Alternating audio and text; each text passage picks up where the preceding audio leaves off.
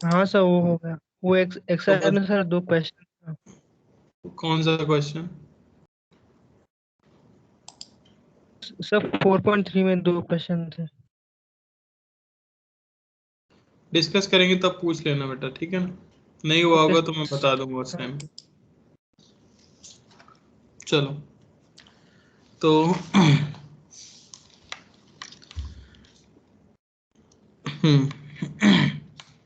आगे देखते हैं मैग्नेटिज्म में मैग्नेटिक फोर्स। तो मैग्नेटिक फोर्स हमने अभी तक देखा था चार्ज्ड पार्टिकल के ऊपर, कि मैग्नेटिक फोर्स जब चार्ज पार्टिकल के ऊपर एक्ट करता है तो उसका पाथ किस तरह से डिविएट हो सकता है। सर्कुलर पाथ के बारे में कुछ कुछ क्वेश्चंस किए थे, हेलिकल पाथ के बारे में कुछ कुछ क्वेश्चंस किए थे, वेलोसिटी सेलेक्टर के बारे में पढ़ा था, एक इम्पॉर्टेंट नोट भी लिखा था, क्या मैग्नेटिक फील्ड किसी चार्ज पार्टिकल की काइनेटिक एनर्जी को बदल सकता है? नहीं, वो सिर्फ और सिर्फ क्या बदल सकता है? डायरेक्शन ऑफ मोशन बदल सकता है। तो आपको एक चीज तो क्लियर हो गई है कि अगर कोई चार्ज पार्टिकल मैग्नेटिक फील्ड के साथ नॉन जीरो एंगल बनाते हुए ट्रैवल अगर कर रहा है तो उसके ऊपर कोई ना कोई मैग्नेटिक फोर्स जरूर लगेगा।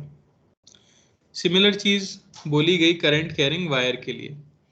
अब करंट कैरिंग वायर होता क्या है? बेसिकली एक कंडक्टर है जिसमें ढेर सारे चार्जेस हैं जो कि मूव कर रहे हैं, जिन्हें हम इलेक्ट्रॉन्स कहते हैं, है ना? तो अगर चार्ज पार्टिकल के ऊपर फोर्स लगता है तो इस कंडक्टर के अंदर भी जो चार्ज पार्टिकल है उनके ऊपर भी फोर्स लगेगा, अगर उसे हम मैग्नेटिक फील्ड में रख दें तो मान लो कि इस तरह से हमारे पास एक वायर है,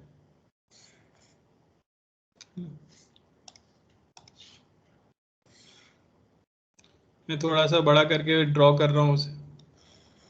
ओके, तो इस तरह से आपका कुछ सिलेंड्रिकल वायर होगा, है ना? और मान लेते हैं कि इसके अंदर कोई करंट फ्लो कर रहा है आपका आई, लेंथ ले लेता हूं मैं उसकी कोई डीएल।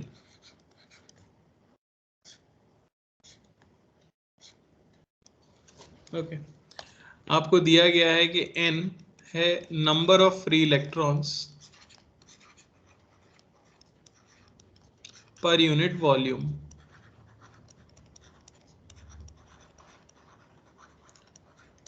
तो अब करंट फ्लो करने का मतलब क्या हुआ? अगर करंट ऊपर वाली डायरेक्शन में जा रहा है इसका मतलब साफ है कि इलेक्ट्रॉन्स जो हैं इस कंडक्टर के अंदर वो नीचे वाली डायरेक्शन में ट्रैवल कर रहे होंगे, और उनकी जो वेलोसिटी होगी वो इक्वल होगी वी यानी कि ड्रिफ्ट वेलोसिटी के। हमें करंट और ड्रिफ्ट वेलोसिटी में एक रिलेशन भी पता है, ये होता है I is A V D N E, जहाँ ए हो जाता है आपका एरिया ऑफ क्रॉस सेक्शन, है या नहीं? तो अगर यस पूछा सर। जाए कि फोर्स ऑन वन इलेक्ट्रॉन कितना होगा, फोर्स ऑन वन इलेक्ट्रॉन, तो आपको ये बात पता है कि फोर्स F1 अगर मैं उसे कह देता हूँ तो वो होगा E into V D cross B, अगर इस रीजन के अंदर कोई मैग्नेटिक फील्ड है B। ठीक है, हमने मान लिया कि रीजन के अंदर मैग्नेटिक फील्ड है B। तो एक इलेक्ट्रॉन के ऊपर लगने वाला फोर्स जो होगा उसकी वैल्यू होगी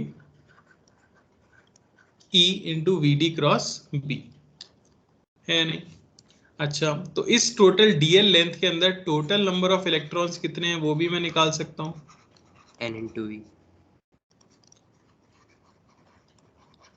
टोटल नंबर ऑफ इलेक्ट्रॉन्स हो जाएंगे number of electrons per unit volume into total volume of cylinder A into जो भी लेंथ मैंने मान ली है डीएल। क्लियर हुआ या नहीं?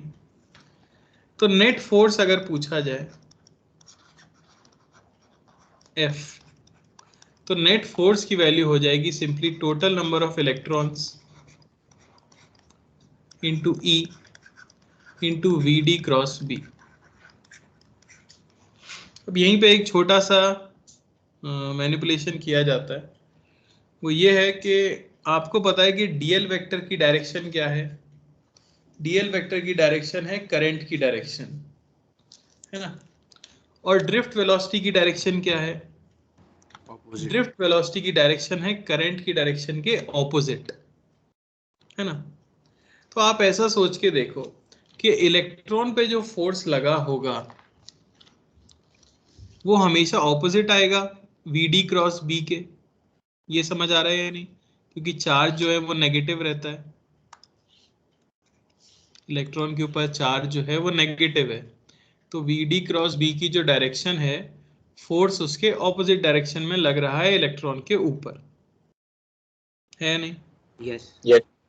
तो एक माइनस साइन लगाया जा सकता है यहाँ पे, अगर हम डायरेक्शन के साथ लिखना चाहते हैं तो, है ना, -1 हम लगा सकते हैं। तो मैं माइनस लगा देता हूँ यहाँ पर, यहाँ पे एक माइनस आ जाएगा। तो अब मैं एक चीज कह सकता हूं कि बेसिकली डायरेक्शन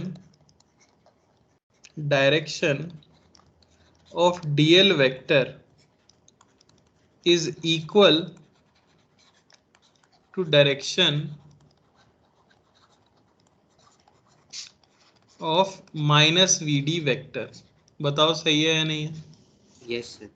डीएल वेक्टर की जो डायरेक्शन है, जिसे हम करंट की डायरेक्शन कहते हैं, और -VD वेक्टर की जो डायरेक्शन है, वो दोनों क्या है? सेम है। तो जब आप इन्हें ओपन करोगे क्रॉस प्रोडक्ट में, तो क्या कोई चेंज आएगा? यहां मैं VD क्रॉस B लिखूं या DL क्रॉस B लिखूं, दोनों को जब आप ओपन करोगे तो एक DL यहां रहेगा और VD यहां रहेगा, रहेगा या नहीं? Yes.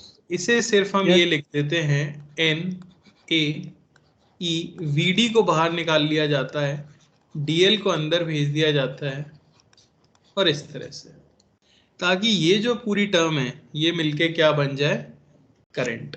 और आपके पास फोर्स का फॉर्मूला आता है I DL vector cross B vector. बहुत इंपॉर्टेंट फॉर्मूला। जैसे चार्ज के ऊपर QV क्रॉस B होता है, वैसे ही किसी करंट कैरिंग वायर के ऊपर लगने वाले फोर्स की value I DL cross B होती है, जहां पे DL vector is along current. तो आपको राइट हैंड रूल तो आता ही है। राइट हैंड रूल के हिसाब से DL क्रॉस B का मतलब हुआ, थंब आप रखोगे DL की तरफ यानी करंट की तरफ, और फिंगर टिप्स पॉइंट करोगे मैग्नेटिक फील्ड की तरफ। क्लियर हुआ? Yes, sir. कॉपी कर लो।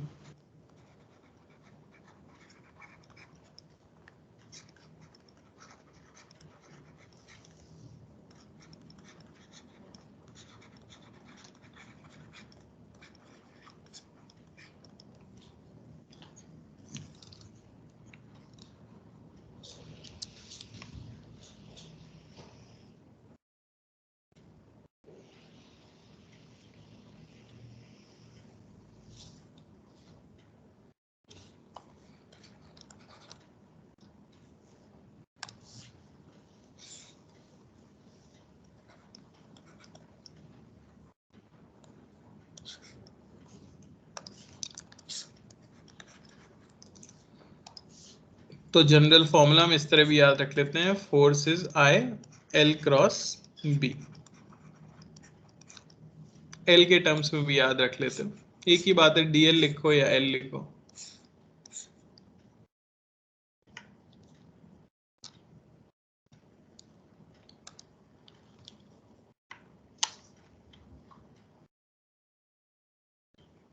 हो गया? सर थोड़ा ऊपर करिए ना।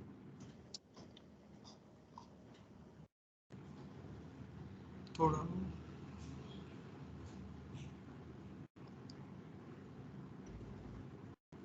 यस सर हो गया। yes। Yes. चलो, तो फाइंड द मैग्नेटिक फोर्स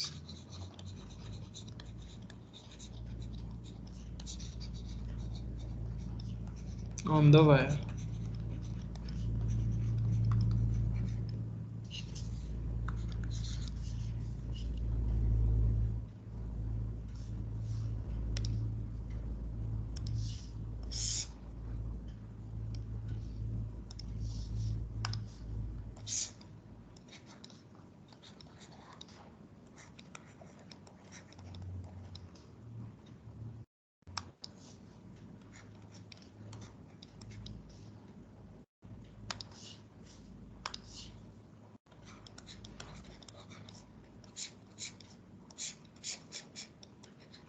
चलो भाई, आई कैप जे कैप में आपको बताना है।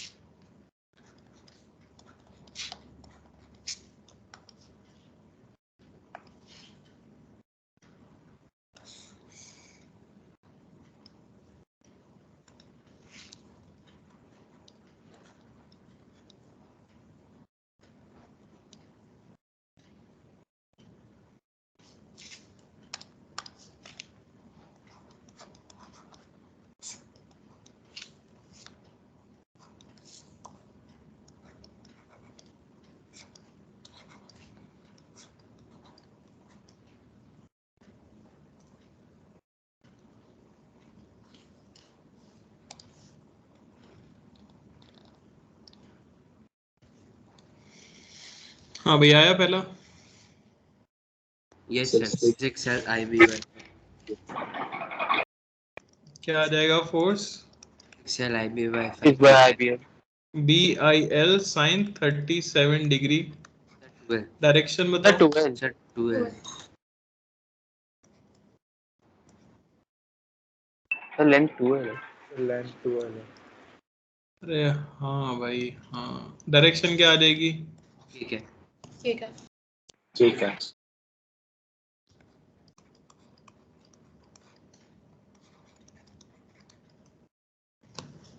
ठीक है।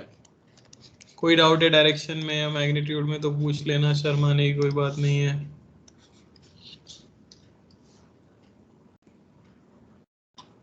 सेकंड वाला।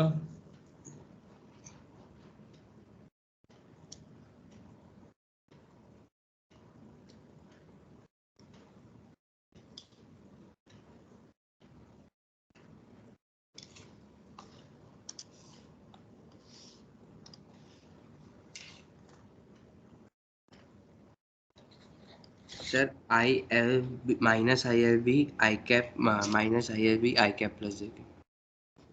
Minus I L B I cap plus J cap. Yes.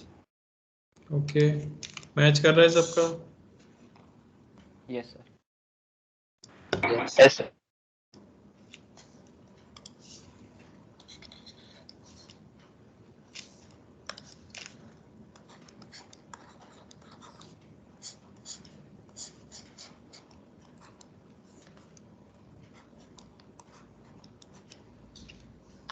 चलो भाई, सबसे पहले इसके ऊपर अगर निकाला जाए तो मैग्नेटिक फील्ड तो इनटू द प्लेन है, तो ऑब्वियसली आई क्रॉस बी अगर मैं करता हूँ तो फोर्स आता है नीचे की तरफ और वैल्यू आती है उसकी बी आई एल। और यहाँ पे करंट जाएगा इस तरह से, आई क्रॉस बी अगर करते हैं तो फोर्स आता है लेफ्ट में और वैल्यू आती है बी आई एल। तो इसे अगर लिखेंगे हम फोर्स तो वो हमें मिलेगा B I L minus I cap minus J cap. कोई डाउट सेकंड के अंदर? No sir. थर्ड ट्राई करो।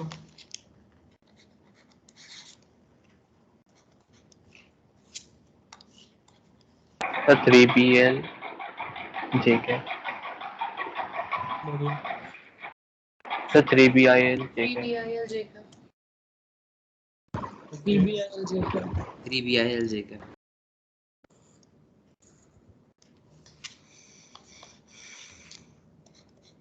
सबका आ गया third? Yes sir. Yes sir. Yes. Simple है काफी। फोर्स बस आई क्रॉस बी अगर आप करते हो, फोर्स की डायरेक्शन आएगी ऊपर और फोर्स हमें मिल जाएगा बी आई इंटू 3L और डायरेक्शन है जे कैप। ठीक है, अगला क्वेश्चन ट्राई करो सभी लोग। आई करंट फ्लो कर रहा है, लेंथ है L,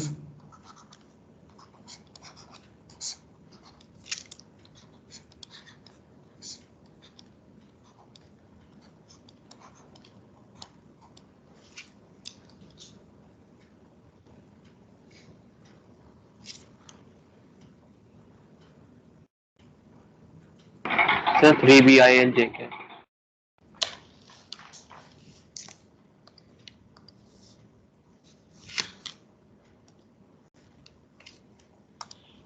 यस सर भैया।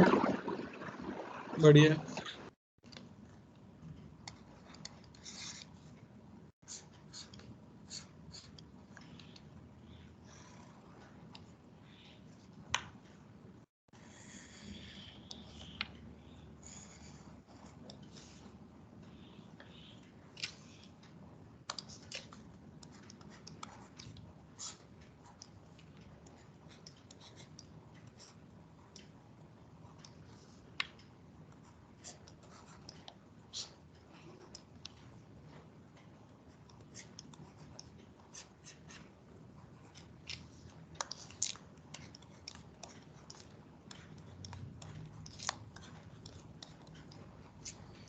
हाँ भाई, इसका आ गया सबका फोर्थ का। Yes sir Yes, sir. 3BIL इस JK. पोर्शन का आप निकालोगे I क्रॉस B, फोर्स आ जाएगा ऊपर और वैल्यू आएगी BIL। इस पोर्शन में निकालेंगे I क्रॉस B, फिर से फोर्स आ जाएगा ऊपर, वैल्यू आएगी BIL। इसमें करंट जा रहा है ऐसे, फिर से फोर्स आ जाएगा ऊपर, वैल्यू आएगी BIL। इसमें करंट ऊपर I क्रॉस B, फोर्स आया लेफ्ट में, वैल्यू आएगी BIL। और इस पोर्शन में करंट नीचे I क्रॉस B, फोर्स आएगा राइट में, वैल्यू आएगी BIL। तो अगर ढंग से देख पा रहे होगे तभी आपको मिलेगा। ये हो गया BIL J cap plus BIL minus I cap plus BIL J cap plus BIL I cap और plus BIL J cap. I cap वाले कैंसिल आउट हो गए और फोर्स आपको फाइनली मिल गया 3BIL J कैप। कोई डाउट किसी को? डायरेक्शन अगर नहीं सीखी होगी तो गड़बड़ हो रही होगी। फिफ्थ वाले में करंट की डायरेक्शन. करंट की डायरेक्शन ये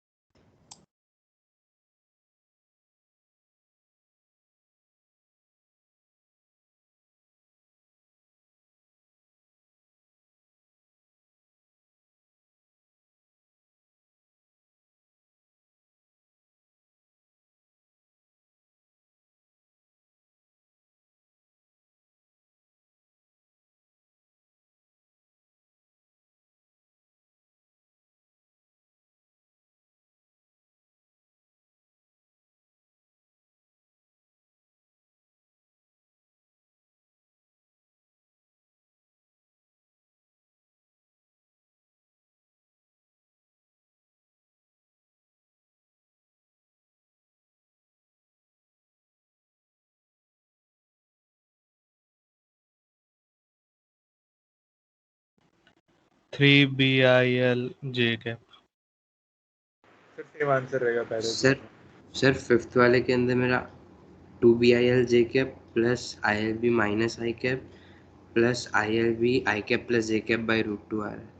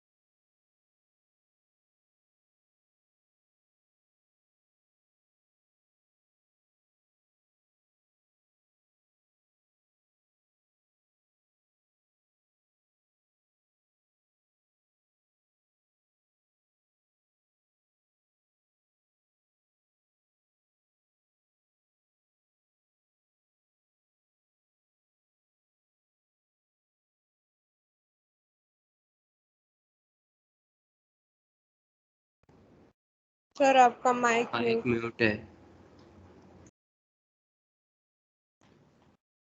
इस पे फोर्स आ गया होगा BIL। इस वाले पोर्शन पे अगर निकाले तो उसके लिए भी हमें मिल जाएगा BIL।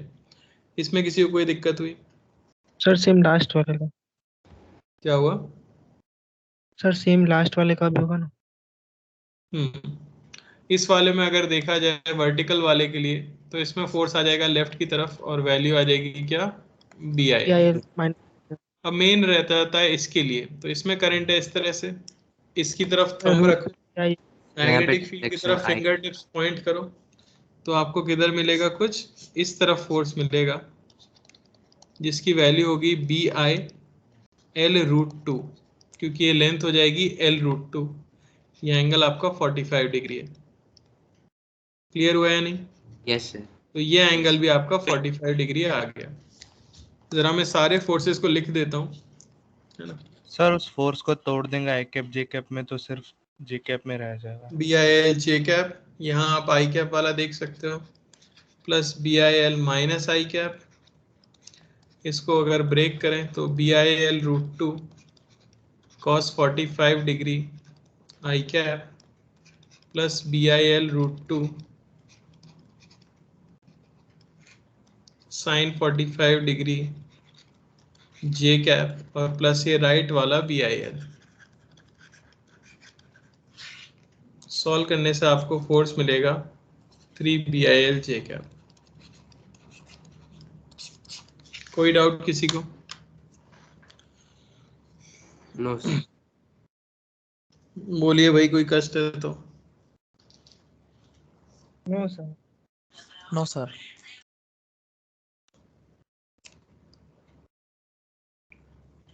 अब हमें यहाँ पे एक सेमी सर्कल भी दे दिया है बीच में, तो कैसे करेंगे? आपको पता है हमेशा एलिमेंट लेना होता है। ट्राई करो एक बार, बताओ आंसर क्या आता है।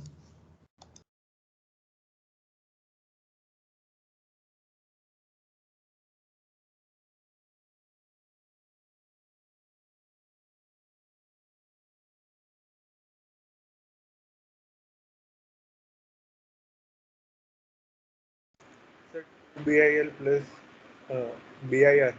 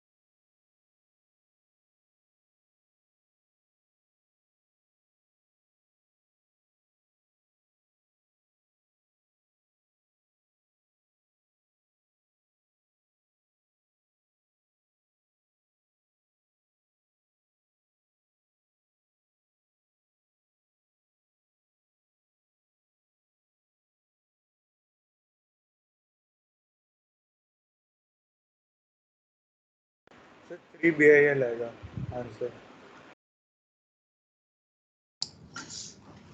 क्या हुआ? BIL आएगा आंसर। क्या किया बेटा?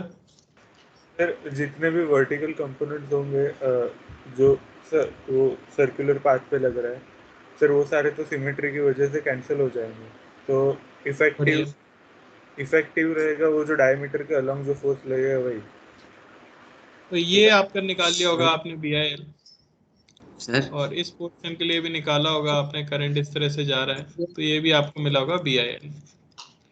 अब इस पर करने के लिए हम करेंगे क्या, हम जाएंगे किसी एंगल थीटा पे और एक डी थीटा का एलिमेंट कंसिडर कर लेंगे। तो मैं थीटा पे जाके डी थीटा का अगर एलिमेंट ले लेता हूँ तो ये हमारा एलिमेंट हो गया जिसमें करंट कुछ इस तरह से फ्लो कर रहा है। तो इसके लिए आई क्रॉस बी अगर आप करोगे तो फोर्स आएगा इससे परपेंडिकुलर कुछ इस तरह से डी एफ, जहाँ ऑब्वियसली ये एंगल हो जाएगा थीटा। डी एफ की वैल्यू अगर मैं बोलूँ तो वो होता है बी आई और उसकी जो लेंथ है वो हो जाएगी आर इंटू डी थीटा। बस आपको जो नेट फोर्स लिखना है उसे अगर हम कंपोनेंट के फॉर्म में लिखना चाहते हैं तो ये तो हो गया डी एफ। एफ हमें मिल जाएगा D F cos theta I cap plus D F sine theta J cap. ये आपको मिला इंटीग्रेशन ऑफ, यहाँ से इंटीग्रेट करना पड़ेगा टोटल फोर्स के लिए, तो वो आपको मिल जाएगा बी आई, रेडियस है L/2 into R D theta into cos theta I cap plus sine theta J cap. ठीक है, सेपरेट कर लो, यहाँ से आपको मिलेगा B I L/2 into R, integration के अंदर आएगा cos theta D theta I cap plus integration sine theta D theta J cap. Limit जो लगानी है वो लिमिट हम लगा देंगे 0 से लेके पाई तक, क्योंकि 180 डिग्री तक के एलिमेंट्स लिए जाएंगे, है ना। यहाँ ये r कहाँ से आ रहा है, r की वैल्यू तो पुट कर दी है। ये आपको मिलेगा बी आई L/2, है ना, कॉस थीटा का इंटीग्रेशन हो जाएगा sign theta D theta I cap 0 से लेके पाई तक, और साइन थीटा का हमें मिल जाएगा माइनस कॉस थीटा 0 से लेके पाई तक जे कैप। यहाँ से पुट करके निकालोगे तो आपको मिलेगा B I L J cap, यानी जो सर्कुलर पोर्शन है उस पर सिर्फ करंट जो लग रहा है वो B I L J cap में लग रहा है। तो नेट फोर्स अगर लिखा जाए तो net force B I L plus circular portion का B I L 3 B I L J cap. Clear हुआ? किसी को कोई डाउट? सर डीएफ क्या लिखा था?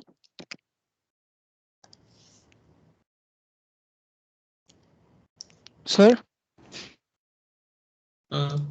सर थोड़ा सा ऊपर ले। आवाज नहीं आ रही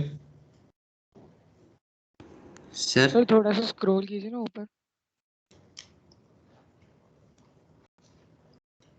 और ऊपर? नहीं सर। सर बोल। हाँ सर, यहाँ पे जैसे आपने थीटा पे डी थीटा लिया ना, वैसे मैंने दूसरी साइड से भी थीटा पे डी थीटा लिया था, तो मतलब उससे horizontal component directly cancel out ही हो जाते हैं, फिर वर्टिकल को इंटीग्रेट कर दिया था। मैंने भी वही किया बेटा, पर हॉरिजॉन्टल कैंसिल होते हैं, उसे एग्जाम में अगर शो करना होगा तो ऐसे ही करेंगे ना। बोर्ड वगैरह में कभी आप सॉल्व कर रहे हो तो आप सिर्फ बोल नहीं सकते ना कि हॉरिजॉन्टल कंपोनेंट कैंसिल हो जाएंगे, निकालना पड़ता है, 0 हो जाएगा। ठीक है, पर हाँ कॉम्पिटिटिव हिसाब से एकदम सही किया आपने, आंसर भी सही आ गया था। कोई डाउट? नो। अब देखो इंटरेस्टिंग बात क्या है, किसी ने देखी इंटरेस्टिंग बात जिसके लिए मैंने इतने सवाल कराए हैं?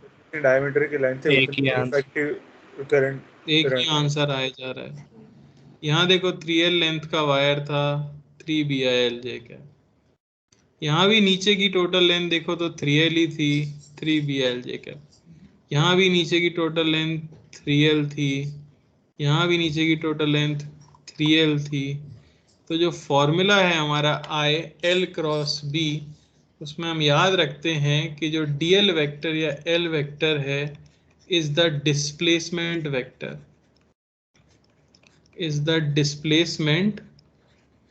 वेक्टर। हमें इस तरह से सॉल्व करने की जरूरत नहीं है, बार बार इंटीग्रेशन हम नहीं करेंगे। हम याद रखेंगे कि डीएल वेक्टर डिस्प्लेसमेंट वेक्टर है। इसका मतलब क्या हुआ?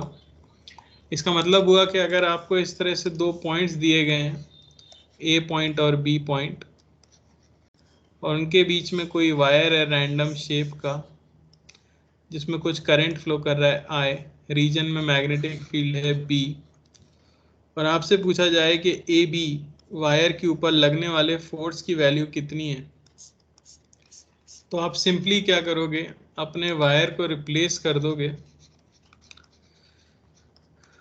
विद शॉर्टेस्ट लेंथ,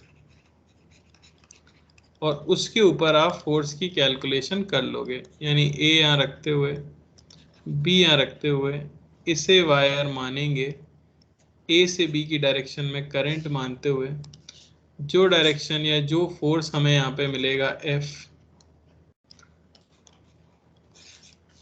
वो वही फोर्स होगा जो कि इस पूरे वायर के ऊपर लग रहा होगा।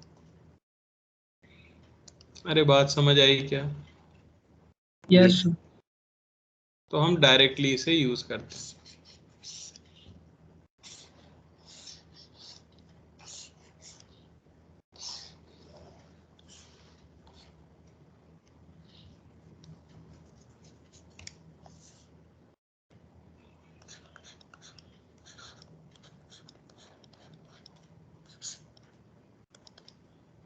कोई डाउट इसके अंदर किसी को? No sir. तो यहाँ पे जो एफ डीएल क्रॉस बी है, उसमें डीएल वेक्टर या एल वेक्टर क्या है आपका? अरे बोलो। Displacement vector. Displacement displacement. अच्छा है ना, दुख से बच यस गए। Displacement vector. तुम्हारा मन कर रहा होगा पहले ही बता देते, टाइम पास क्यों किया इतना सारा, है ना? कर रहा होगा, बिल्कुल कर रहा होगा। चलो, तो यहां से एक चीज और पता लग जाती है, वो ये है कि मान लो कि मेरे पास एक क्लोज लूप है, तो उसके ऊपर लगने वाला नेट फोर्स क्या होगा, बताओ। जीरो हो जाएगा, डिस्प्लेसमेंट इज अगर जीरो। आपके पास क्लोज लूप है जिसमें करंट आई फ्लो कर रहा है और यूनिफॉर्म मैग्नेटिक फील्ड है, तो उस पर लगने वाला नेट फोर्स क्या होगा? जीरो। जीरो। जी। जीरो। तो याद रखें, F net on a closed current carrying loop, closed current carrying loop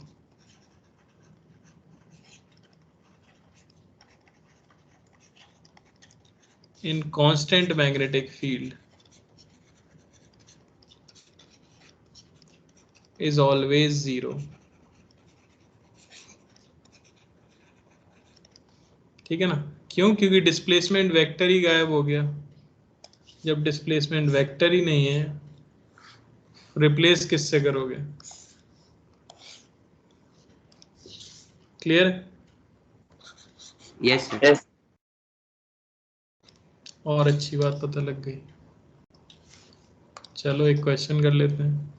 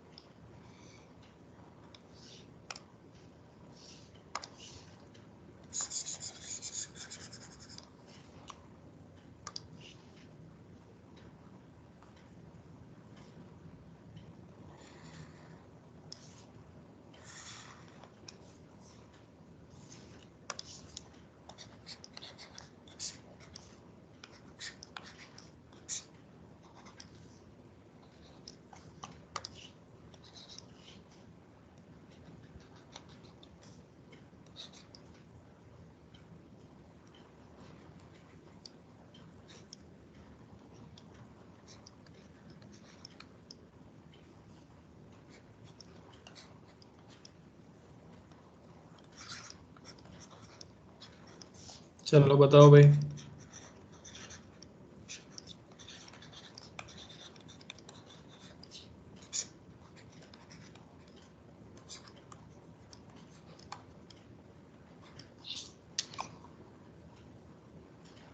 sir IB into 2 plus root 3 direction J cap sir minus minus J cap.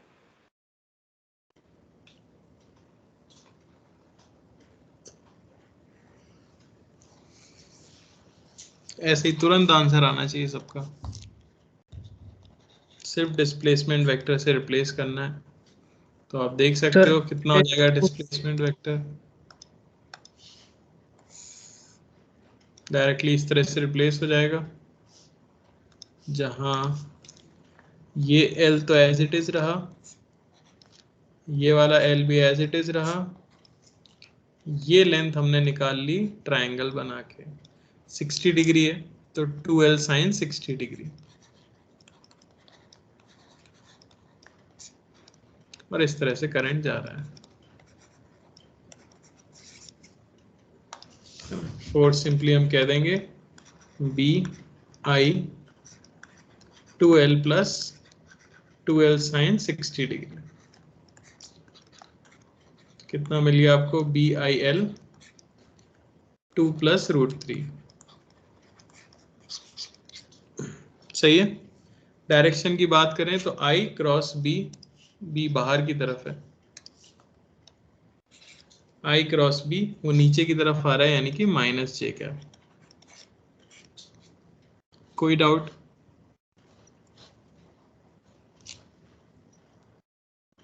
No sir.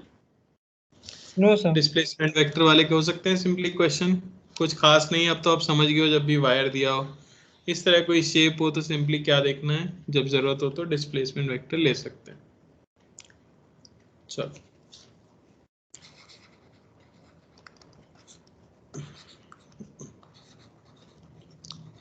तो a closed loop of length L carries current I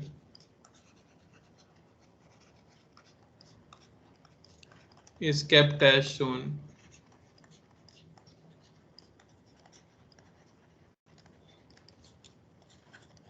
Find tension in it at equilibrium.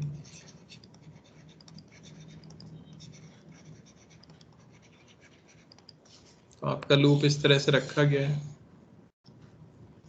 कोई current I है उसके अंदर, magnetic field ये है।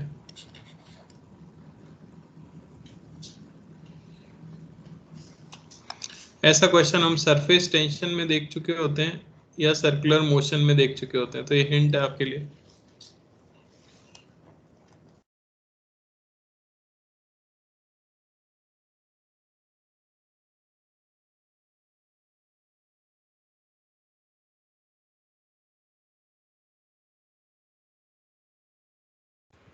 Zero.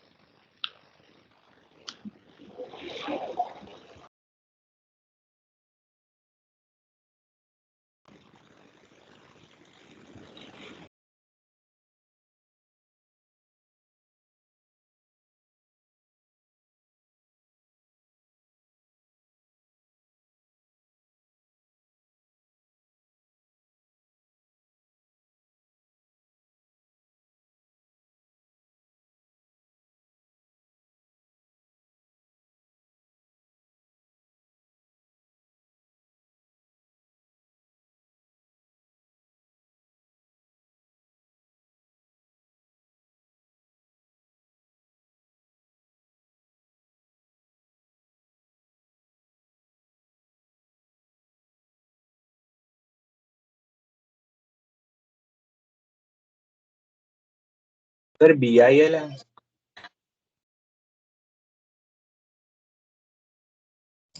BIL zero आएगा। Zero आएगा zero sir. तो नहीं, जीरो नहीं आएगा। अच्छा, लेकिन मैग्नेटिक फोर्स सबसे पहले तो ये बताओ कि वायर का शेप फाइनली कैसा रहेगा? सर्कल हो जाएगा। सर्कल। वायर के ऊपर नेट फोर्स Point 0 होता है, हर पॉइंट पे 0 थोड़ी होता है, नेट फोर्स 0 है। ऐसे याद करो, सरफेस टेंशन में एक थ्रेड को सोप की फिल्म के ऊपर रखते थे, बीच से फिल्म को फोड़ देते थे, तो थ्रेड कैसा हो जाता था? सर्कुलर। तो वही चीज आप किसी भी एलिमेंट पे जरा फील्ड की फोर्स की डायरेक्शन सर देखो आई क्रॉस बी से, तो फोर्स हर जगह पे इस तरह से आएगा। हाँ बोलो बेटा। सर BIL/2 का हाँ सही है, इस तरह से फोर्स आएगा हर जगह पर, जो कि इसे स्ट्रेच आउट करके एक सर्कल में बदल देगा। और एक बार इसको सर्कल में बदल दिया, अब देखो ये आपका सेंटर है, कोई भी छोटा सा पोर्शन इमेजिन कर लो एंगल 2 थीटा मानते हुए। तो इस पोर्शन पर आप देख सकते हो यहाँ टेंशन लग रहा है T, यहाँ टेंशन लग रहा है T, है ना। ये एंगल हमने 2 थीटा मान लिया, तो ये एंगल हो गया थीटा, ये एंगल हो गया थीटा। इस समय इसके ऊपर मैग्नेटिक फोर्स कहाँ लगेगा? तो मैग्नेटिक फील्ड है अंदर, करंट है इसमें इस तरह से, तो आई क्रॉस बी अगर आप करोगे तो मैग्नेटिक फोर्स लगेगा ऊपर। तो क्लियरली हम इक्विलिब्रियम में देख सकते हैं कि ऊपर लगने वाला फोर्स यानी मैग्नेटिक फोर्स इक्वल होना चाहिए नीचे लगने वाला टोटल फोर्स यानी 2t sine theta. Theta obviously मैंने कैसा एलिमेंट लिया है? बहुत छोटा, तो यहाँ से आपको मिलता है 2t साइन थीटा की जगह 2t theta is magnetic force, जो कि होता है B I into length radius into angle subtended. यहाँ से टेंशन की वैल्यू मिलती है BIR। अब आपको दिया गया है कि जो लेंथ L है वो सरकमफ्रेंस है, तो 2 पाई R की वैल्यू यहाँ से मिल जाती है, टेंशन मिलता है हमें BIL/2 पाई।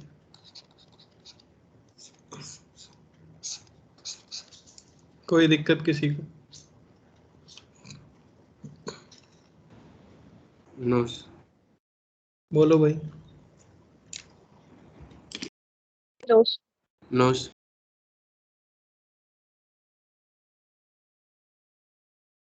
तो याद रखना, नेट फोर्स 0 होने का मतलब ये नहीं है कि हर पोर्शन पे फोर्स 0 होता है ना। चलो,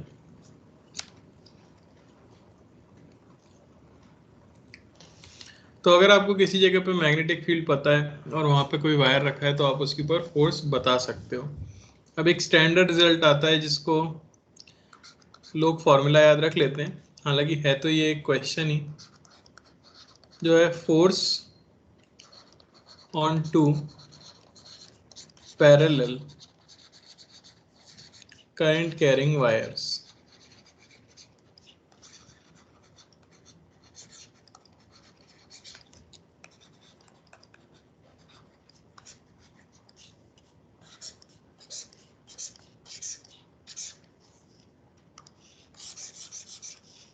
लॉन्ग वायर्स। सर 1 मिनट ऊपर लीजिए ना। कोई कुछ कह रहा है कि भाई आवाज बिल्कुल नहीं आ रही? सर 1 मिनट ऊपर लीजिए ना। हम्म,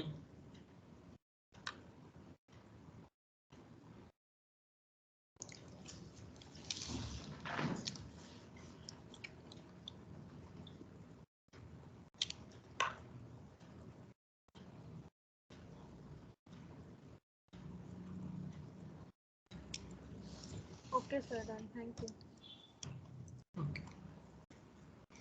चलो, तो दो पैरेलल अगर वायर्स हैं तो उनके बीच में लगने वाले फोर्स की वैल्यू बतानी है हमें। काफी आसान है। तो मान लो एक वायर ये है, दूसरा वायर भी ये है, इनफाइनाइट वायर्स है। इसमें करंट है मान लो I1, इसमें करंट है मान लो I2। इसे वायर A नाम दे देते हैं, इसे वायर B नाम दे देते हैं, बीच का सेपरेशन मान लो कि D है। तो ऑब्वियसली ए जो है वो फील्ड बनाएगा अपने चारों तरफ, उस फील्ड के अंदर बी रखा है तो बी के ऊपर फोर्स लगेगा। तो सबसे पहले तो मैं अगर आपसे पूछूं कि field on B due to A, wire A ने वायर बी पे कितनी फील्ड बनाई होगी, तो क्या आप उसकी वैल्यू बता सकते हो? हाँ, mu not I one by 2d 2 pi two d। Pi R. By 2 pi D. 2 pi. तो simply force on L length, force on L length of B, वो हो जाएगा वहां magnetic field I into length L, है या नहीं?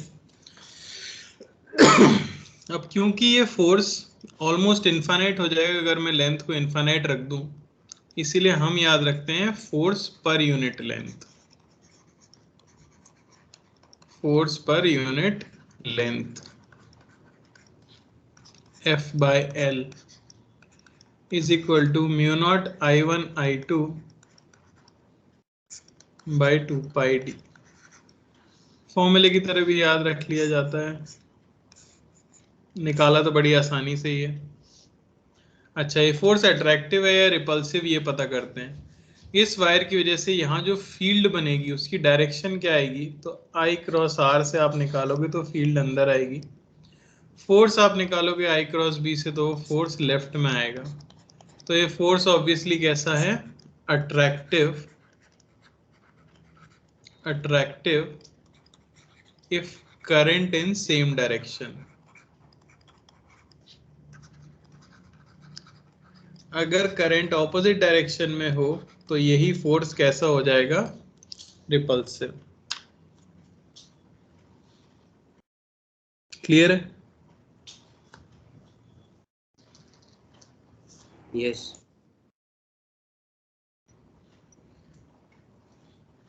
Copy कर लो, कोई डाउट है तो पूछो।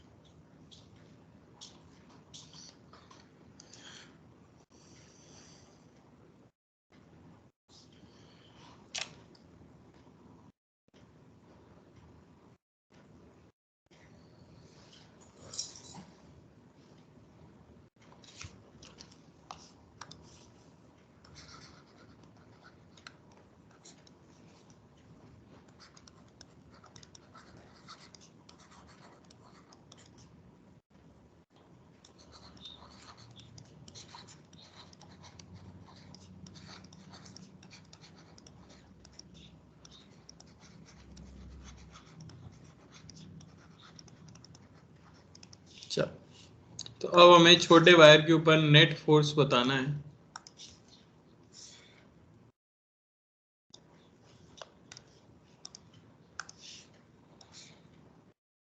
डायरेक्शन के साथ।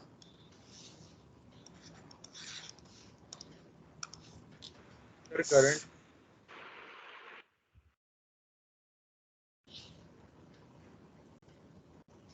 करंट का क्या करोगे?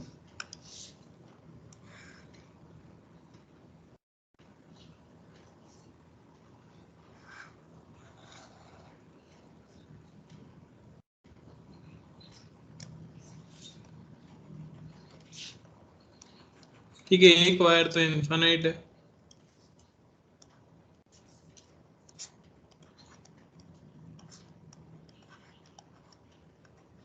और एक वायर फाइनाइट है।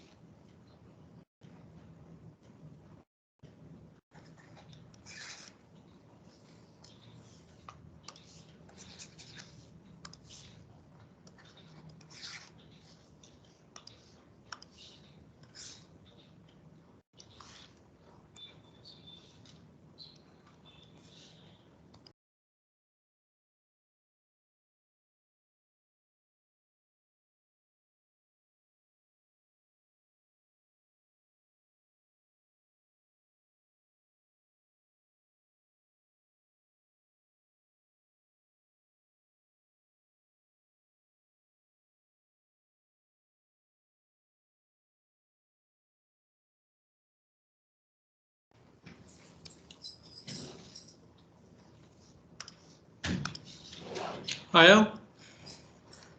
Yes sir sir. Smaller wire length कितनी है? Yes sir. एल लेंथ ले लो, देना भूल गया मैं। Sir mu not I by 2 pi D I to L I cap. Okay,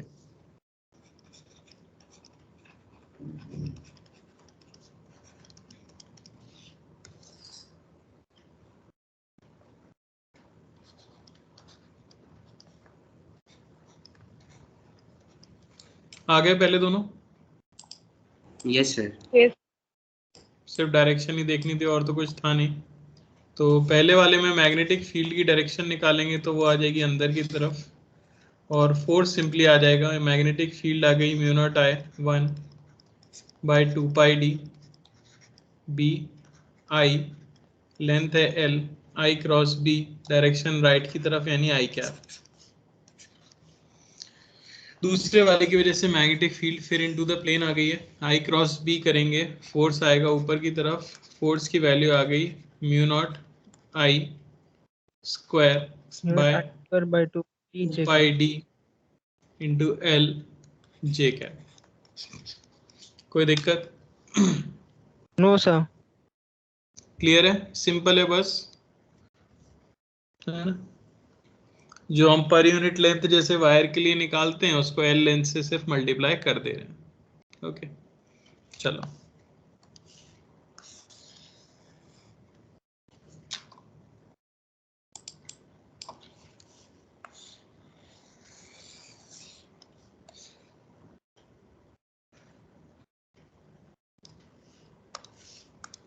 चलो थर्ड क्वेश्चन ट्राई करो।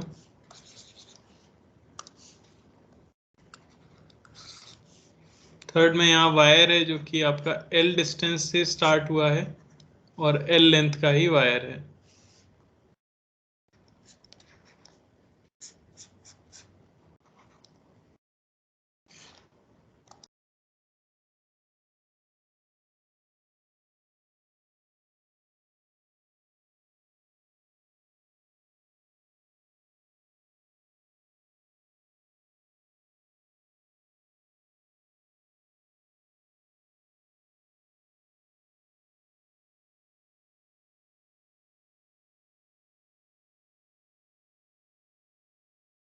Sir mu not I square by 2 pi J cap. Sir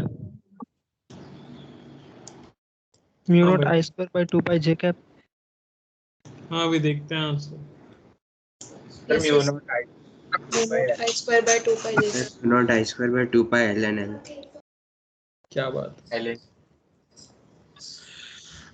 yes sir. तो इस बार दिक्कत क्या है कि हर जगह पे मैग्नेटिक फील्ड अलग अलग आ रही है या नहीं आ रही, है ना? हर जगह पे मैग्नेटिक फील्ड अलग है। तो आपको क्या करना पड़ेगा, यहाँ से किसी डिस्टेंस x पे जाके और dx लेंथ के वायर को इमेजिन करना पड़ेगा। तो इस वायर के लिए मैग्नेटिक फील्ड की वजह से जो छोटा सा फोर्स आएगा, फील्ड कहाँ आएगी, फील्ड की डायरेक्शन तो अंदर ही आएगी। फोर्स जो आएगा आई क्रॉस बी, फोर्स आएगा ऊपर df छोटा सा।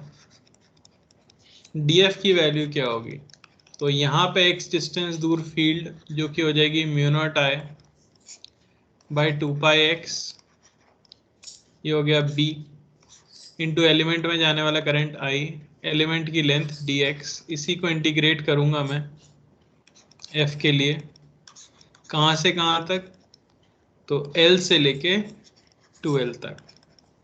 तो integration of mu not I square upon 2 pi X dx from L to 2L, ये आ जाएगा mu not I square upon 2 पाई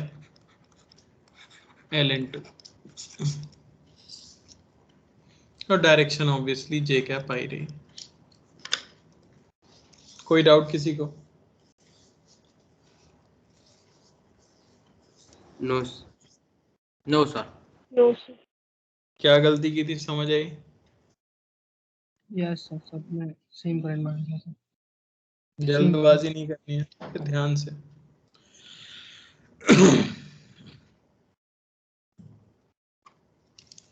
आगे बढ़े। यस कुछ नहीं करना है, सिर्फ एक फॉर्मूला है, उसी की हम लोग एप्लीकेशन देखे जा रहे हैं। ये लो एक और, फिर से इनफाइनाइट वायर है जो कि कैरी कर रहा है कुछ करंट आई, उसके पास में एक स्क्वायर लूप है आपके पास, है ना, जिसकी लेंथ है L।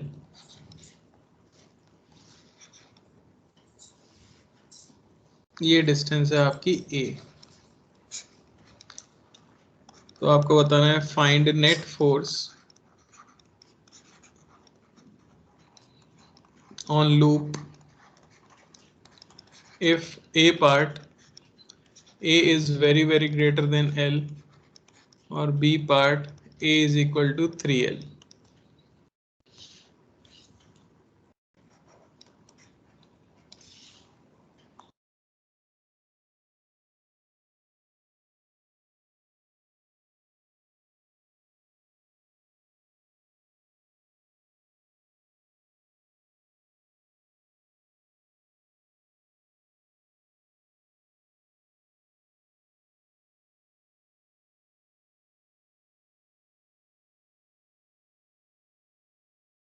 सर ए पार्ट का 0 आएगा।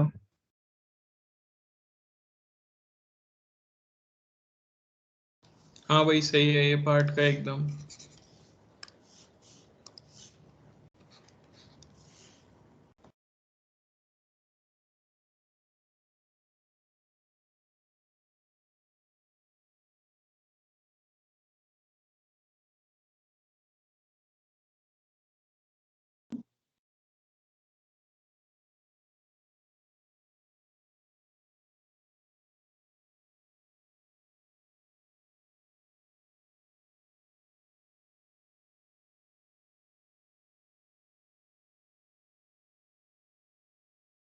सर बी का भी 0 है।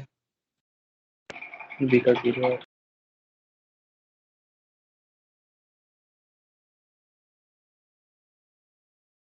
यस सर, बी का भी 0 है, सब कितने कैंसिल। लोगों का B का 0 आ गया? सच सच बताओ, हैंड रेज करो, कितने लोगों का B का 0 आ गया है?